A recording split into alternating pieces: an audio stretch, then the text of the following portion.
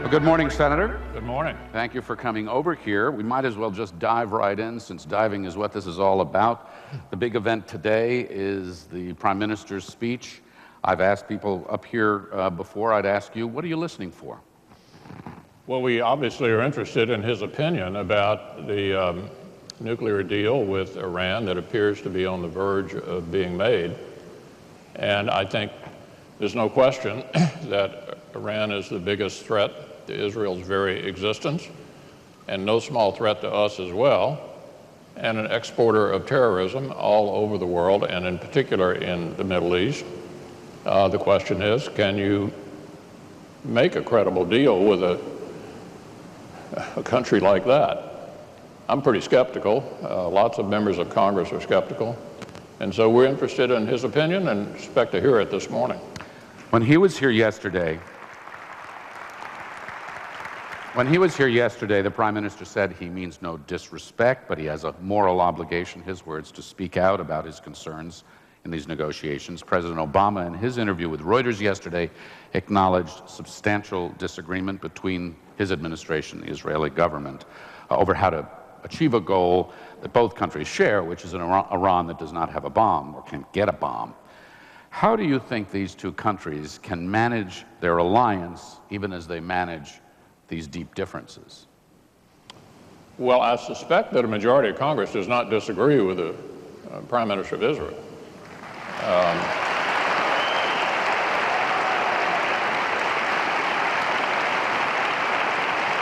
And Congress under the Constitution, Frank, as we all know, has a role to play in foreign policy.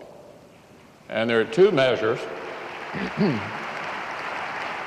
measures that most everybody here at the conference is familiar with. The Kirk bill, which basically would be operative if there were not an agreement, to ratchet up the sanctions further. Then there is a proposal by Senator Corker and Senator Lindsey Graham that would require this agreement come to Congress for approval. Typically, nuclear agreements like this are sent to Congress. The administration's made it clear they don't want to send either one of these to Congress and don't want to support either one of them, leading us to have a suspicion that they're on the cusp of making a bad deal. So you can tell that I'm very skeptical, but I'm willing to listen. And I think there is no country in the world that could give us better advice about whether this is a deal that ought to be made than Israel and their Prime Minister. So let me ask you this. Yesterday here, Susan Rice, National Security Advisor, said we cannot let a totally unachievable deal stand in the way of a good deal. She also made reference to her approach, the administration's approach, distrust and verify. What, in your view, should be the necessary elements or the good elements of a good deal with? Well, they've already given away too much. I mean, the elements of this deal,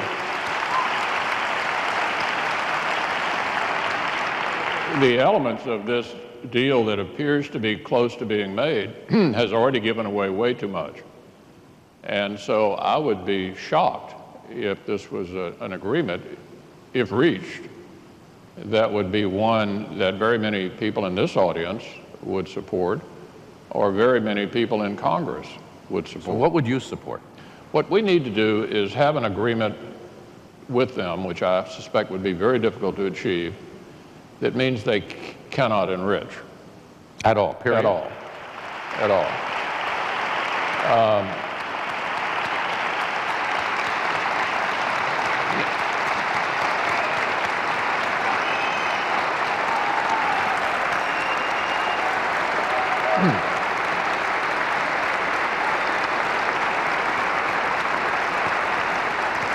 The administration... This happens when you speak in the Congress, too, right? Well, you know, the administration would say, well, that's just not achievable. And I would say it is. It is. What brought Iran to the table? The sanctions. The administration didn't want the sanctions that we gave them. I had to get recognition from the chair. I was the minority leader at the time. That's not as good as being the majority leader. And we were able to get onto the floor a vote, giving the president the authority to implement the sanctions that, to his credit, he implemented. That's what brought him to the table. So if you hear from somebody who's saying the choice is either a deal or war, the choice is either a deal or tougher sanctions that really squeeze them. Last one on this. Last one on this for the record here. If there is no framework deal, as announced by the 24th of March deadline, will the Kirk-Menendez legislation that you referenced be brought to the floor? Will what? Kirk-Menendez be brought to the floor? Well, look, one of the things the majority leader gets to do that the minority leader didn't get to do is to schedule business in the Senate. So let me just say, so there's no possibility of misunderstanding. If there's a deal, we'll be voting on Corker Graham. If there's not a deal, we'll be voting on Kirk Menendez.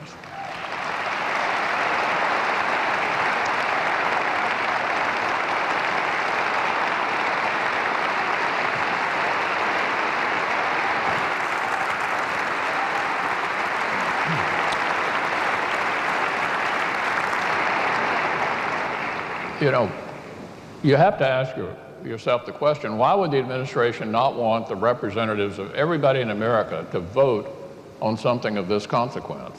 I mean, it leads you to the suspicion that this is not going to be a very good deal.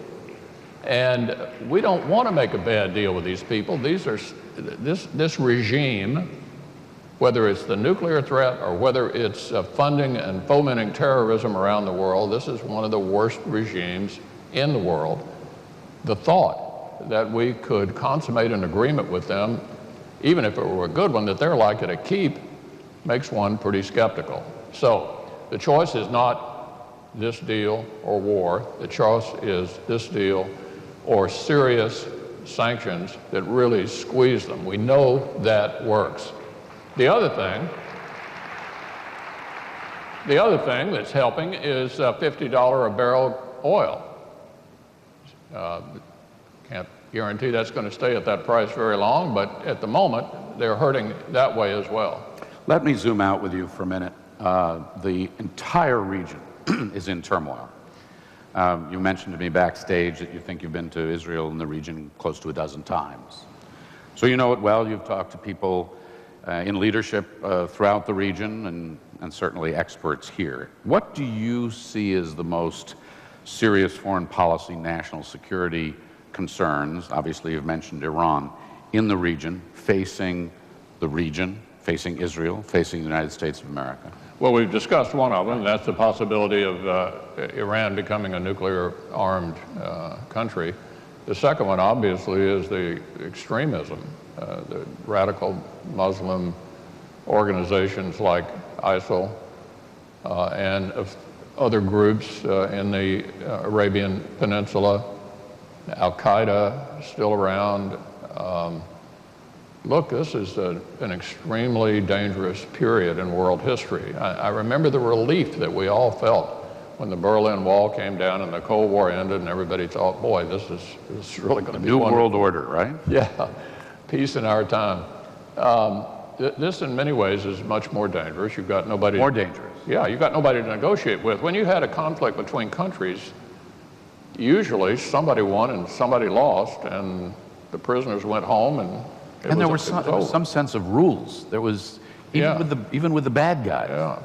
So look, passivity is not the answer to this, and as much as we hate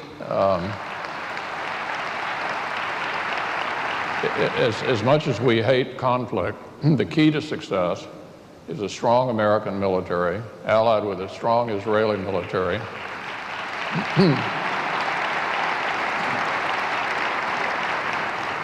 And these people are going to have to be defeated. Now, it's easy to say that.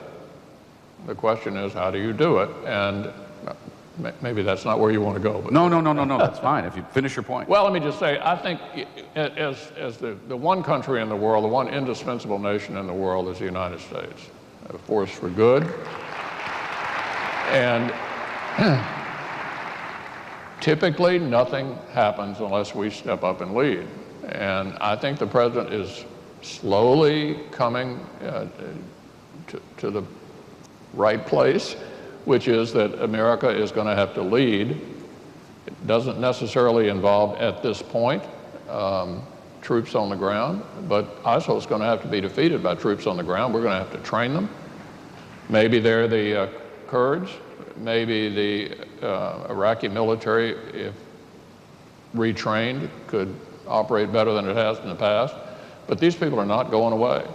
It's going to be a long haul. It is going to be a long haul, and the longer we finesse this, the longer the haul will be. Let me end where I began, which is the speech today and the relationship between these two countries. There's been tension between presidents and prime ministers in the past.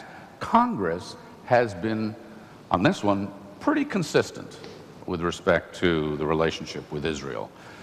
Today, though, there will be some who are not attending the prime minister's speech. How do you assess the mood now? Some worry this could become a partisan issue. How does that transpire or get avoided? Look, I think there may be a small minority of Democrats who don't go. I expect they'll be watching in their offices. I think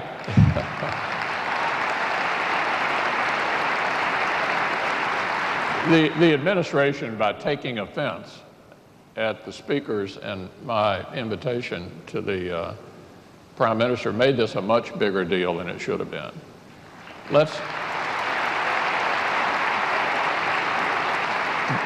The facts are these. Put aside the Israeli election. Just put it aside. The facts are these. March the 24th happens to be the drop-dead date, apparently, on this agreement. Why would we not want to hear from the Prime Minister of Israel, whoever that may be at any given time,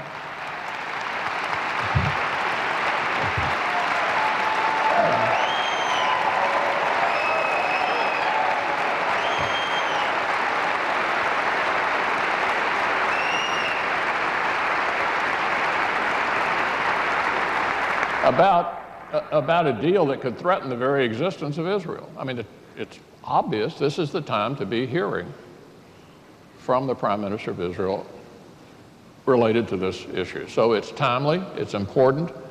We've never had, in my time in the Senate, a speech to a joint session that's had this much interest. Everybody's trying to get a ticket. And you got a ticket?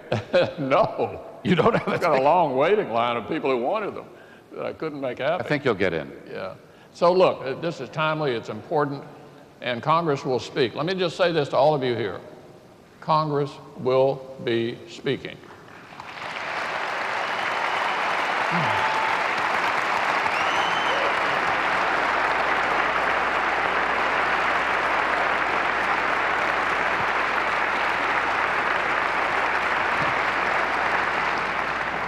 I won't say, as one other well-known Republican politician once said, read my lips. I remember that. But I will say, if there is a deal, we will be voting on Corker and Graham. If there is not a deal, we'll be voting on Kirk and Menendez, and we'll be voting soon. Senator McConnell, thank you very much. Appreciate it. A lot to watch, a lot to listen for.